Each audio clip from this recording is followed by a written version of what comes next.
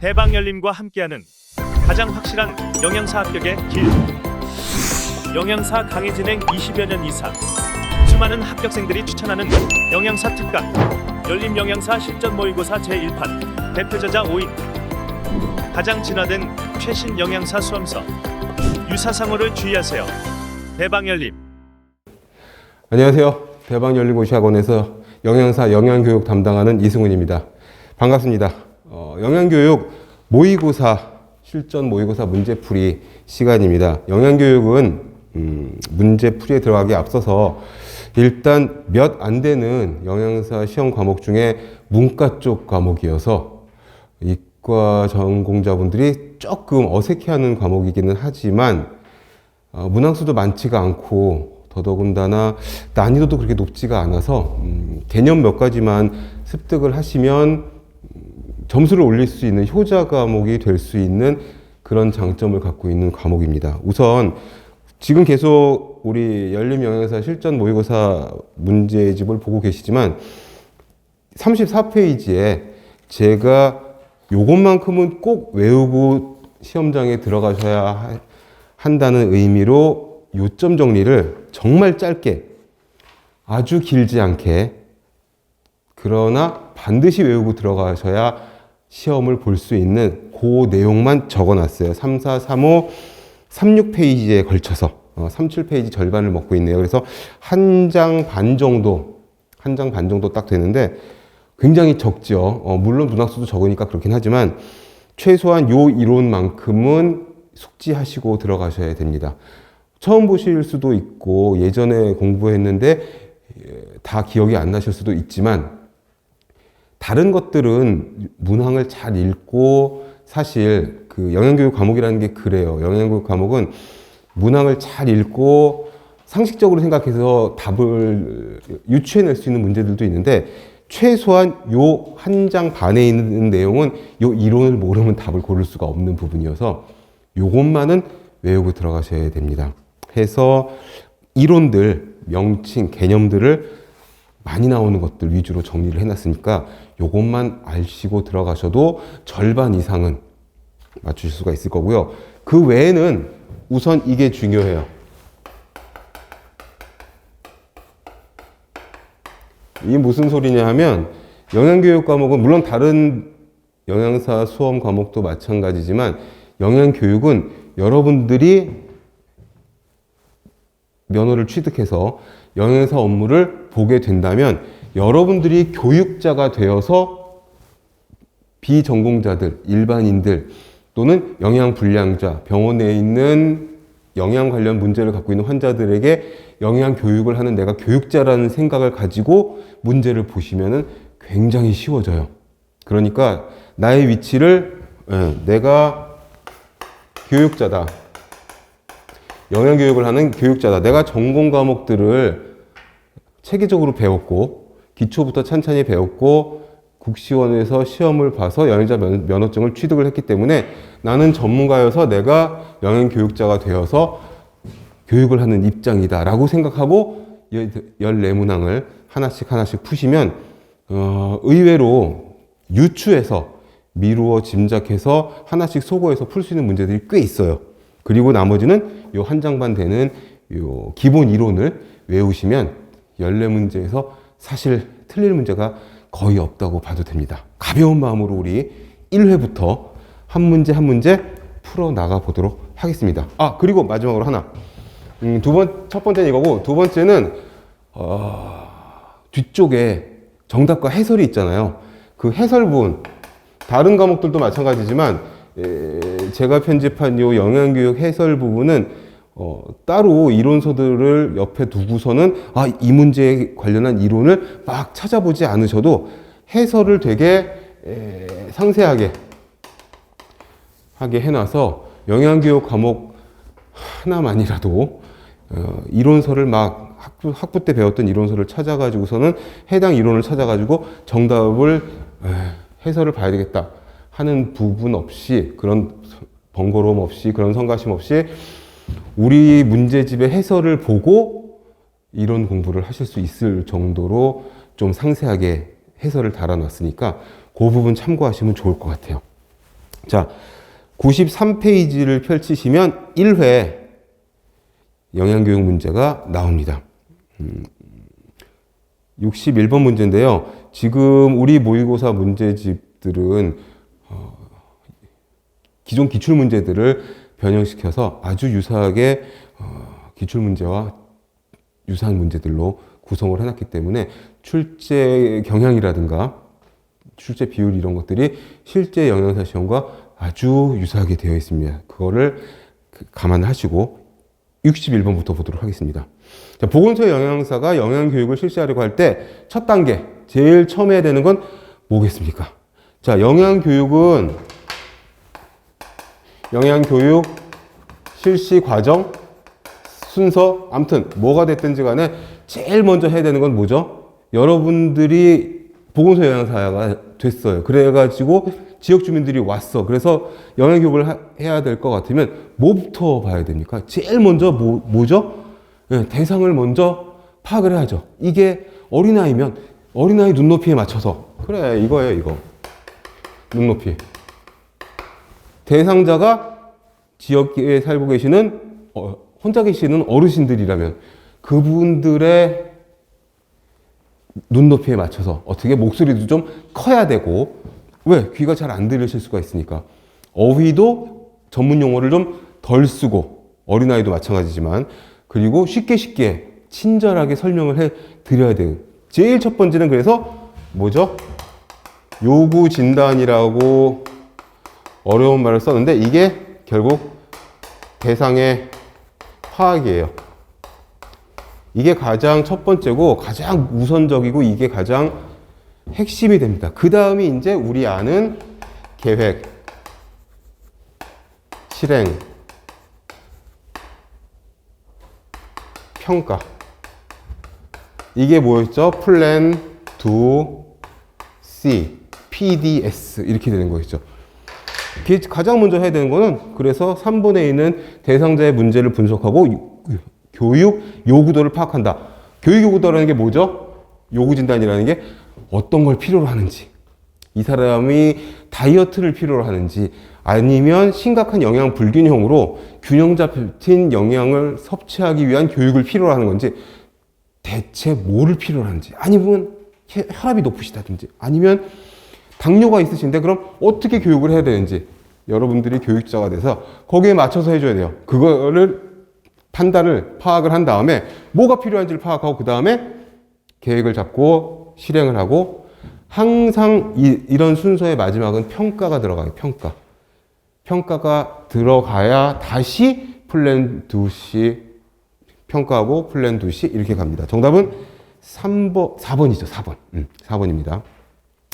62번 앞에 제가 말씀드린 이론 부분에 이 프리시드, 프로시드 모형이 들어있어요. 모형, 모델 어떤 단어를 써도 상관이 없습니다. 이 프리시드, 프로시드 모델은요. 이거는 식용과에서도 쓰지만 간호과에서도 쓰고 보건학에서도 쓰고 뭐 여기저기서 다 많이 써요. 이게 뭐냐 하면은 이제 여기 나와 있죠. 영양 문제와 관련된 식행동에 영향을 미치는 요인을 분석하고 진단하고 그리고 실행하고 평가하는 그런 거창한 일련의 과정을 그러니까 보건학 쪽에서는 보건사업, 의료사업을 수행했을 때 진단하고 실행하고 평가하고 우리 쪽에서는 어떻게 영양 개선을 위해서 대상을 진단하고 실행하고 평가하고 간호과 쪽에서도 간호 쪽에 문제가 있는 환자들을 대상으로 그 환자들을 진단하고 실행하고 평가하고 각종 전공에서 많이 쓰이는 건데 여기 나와 있는 식행동에 영향을 미치는 요인을 분석하고 진단하는 거 이 프리시드, 프로시드 모델은 총 9단계, 9단계로 되어 있는데 앞에 요약 정리된 부분 보시면 아시겠지만 9단계 중에서 진단 부분, 진단이라는 게 방금 앞에 문제에 있었던 대상 파악, 대상 진단에 굉장히 진심인 그런 이론이어서 대상 파악을 되게 진지하게 해야 돼요. 1번에 있는 사회적 진단, 2번에 있는 역학적 진단, 3번에 있는 환경적 진단, 이게 각각 1단계, 2단계, 3단계 진단이에요. 근데 식행동에 영향을 미치는 요인을 분석하고 진단하는 게 바로 5번에 있는 생태학적 교육적 진단이 돼요. 이게 4단계에 해당하는 건데 이게 4단계가 제일 중요해서 이 부분을 문제로 낸 거예요. 사회적, 역학적, 환경적 진단, 그 다음에 4번에 있는 행정적, 정책적 진단은 5단계에 해당하거든요. 근데 얘네들보다 다 중요하지만 이 4단계 5번에 있는 생태학적, 교육적 진단이 가장 중요해. 이게 소인 요인, 강화 요인, 그 다음에 마지막으로 촉진 요인이 있어요. 이 요소들을 다 판단을 하자는 거죠. 근데 그 중에서 또 시험에 잘 나오는 게 뭐냐면 이 4단계 생태학적, 교육적 진단, 워낙에는 교육적, 생태학적 진단인데 요거를 문제를 낼 적에 말을 바꿨어요. 생태학적, 교육적 진단으로. 그러나 같은 말입니다. 교육적, 생태학적 진단이 원래 맞는데 말을 살짝 도치시켰어요. 응시생들을 좀 혼란스럽게 만들려고. 정답은 5번인데 이 4단계 교육적, 생태학적 진단에서 그럼 가장 중요한 요인은 뭐냐? 하는 문제가 또 많이 나와요. 소인 요인이에요. 소인이라는 건 무엇의 원인이 되는 요인을 말해요. 그게 뭐냐 하면 개인의 건강 문제에 내재된 요인들. 그러니까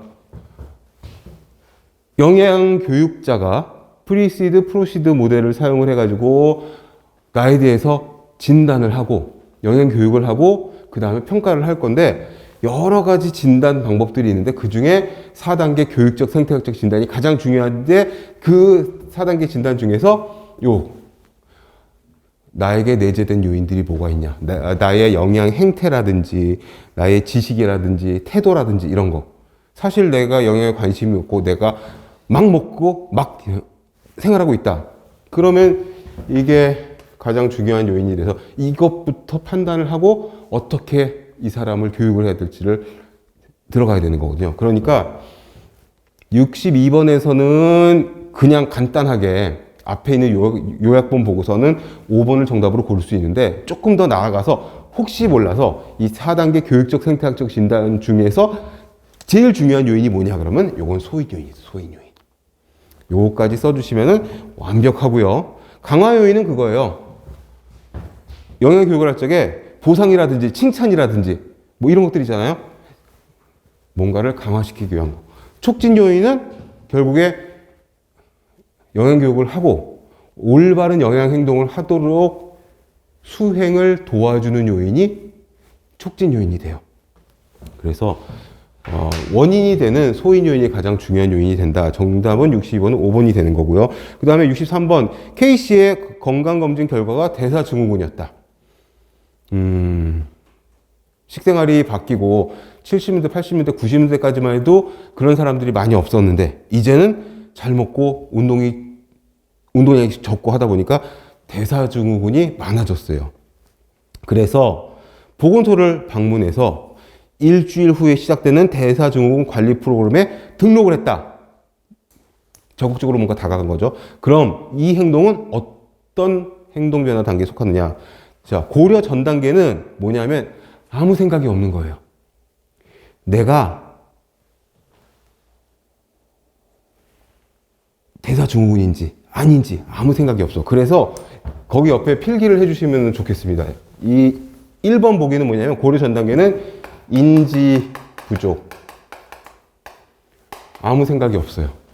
그 두 번째 단계는 고려 단계예요. 고려 단계는 문제가 있는 것을 인식은 했어. 근데 답은 안 되죠. 왜? 문제에서 뭐라 그랬죠? 관리 프로그램에 등록을 했단 말이야. 그건 뭐냐면 3번에 있는 준비 단계예요. 준비 단계는 변화를 시도하는 거죠.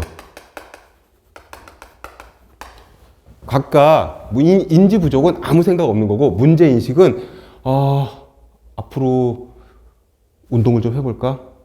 관리 프로그램에 등록을 해볼까? 라고 생각하는 거고 준비 단계는 뭐냐면 이거는 가까운 장래에 변화를 시도하는 거예요. 그러니까 문항에 가장 적절한 보기가 되는 거죠. 왜? 일주일에 시작되는 프로그램에 등록을 했으니까. 4번 실행 단계는 이게 노력하는 중, 노력 중. 5번은 뭐냐면 유지 단계죠. 유지 단계도 요게 숫자가 들어가요. 뭐 6개월 이상 지속해야만 유지 단계로 보는 거예요. 그리고 보충 설명으로 이런 것도 있어요. 습관화. 제가 이론 수업 시간에도 드린 말씀이고 학원이고 학교고 어디서건 요 이론만 나오면 행동 변화 단계 모델이거든요. 항상 드리는 설명인데 제가 초고도 비만이었거든요. 불과 1년 전까지만 해도 인지 부정 아무 생각이 없어. 그냥 이대로 살 거야. 편하니까. 그런데 문제 인식을 했어요. 혈압이 계속 120, 80 너무 칼같이 정확했는데 100kg 가까워지니까는 혈압이 조금씩 올라가고 있는 거죠. 겁이 나는 거야. 그래서 어떻게 가까운 장래에 다음 달부터 줄넘기라도 해야겠다.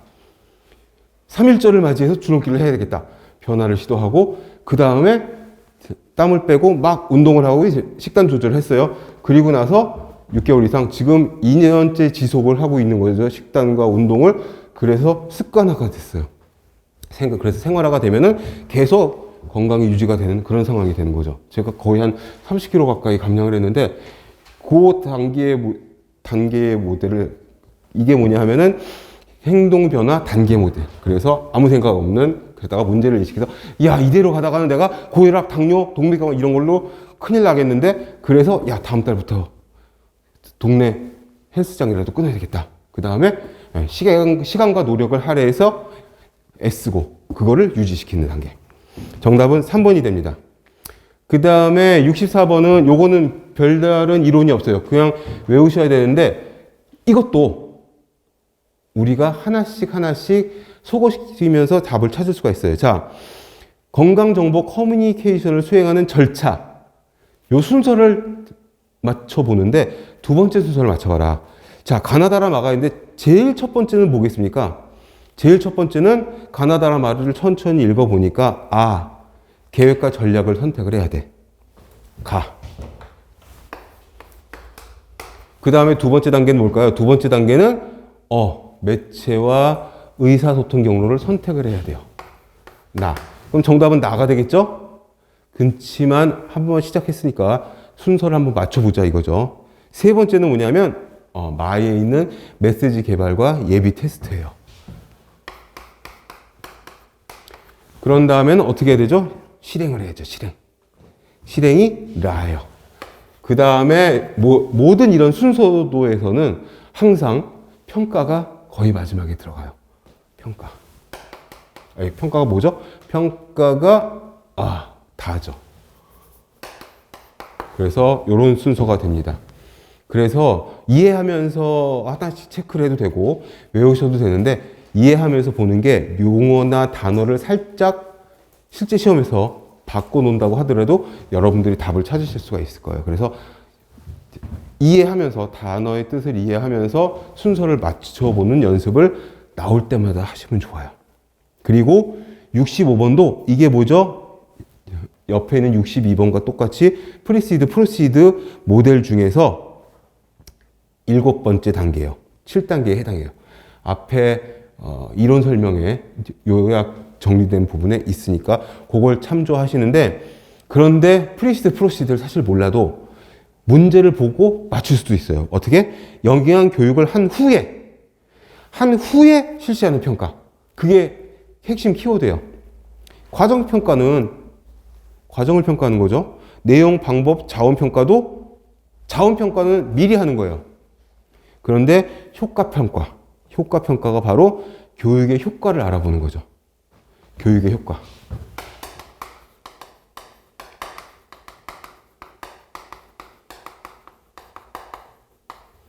요겁니다, 요거. 그래서 정답이 5번의 효과평가예요. 그리고 그 뒤에 이제 결과평가가 들어가요. 그런데 여기는 결과평가가 없으니까 효과평가가 영양교육을 한 후에 실시하는 평가가 되는 겁니다. 위생산 시험도 보신 분들이 많으시겠지만, 앞으로 보실 분도 계시겠지만, 국시연에서 보는 요 객관식 자격증, 면허증 시험은 다 최선답을 찾는 거죠. 최선답. 겉장에 나와 있죠. 문항을 잘 읽고 문항의 취지에 가장 적합한 하나의 답만을 골라 표기하시오. 그게 최선의 답을 고르라는 거거든요. 그런 최선답을 고르는 게 영양교육 과목에서 되게 좀 필요합니다. 아직까지는 딱딱 떨어지는 문제긴 해요. 65번은 그래서 5번이고 66번은 자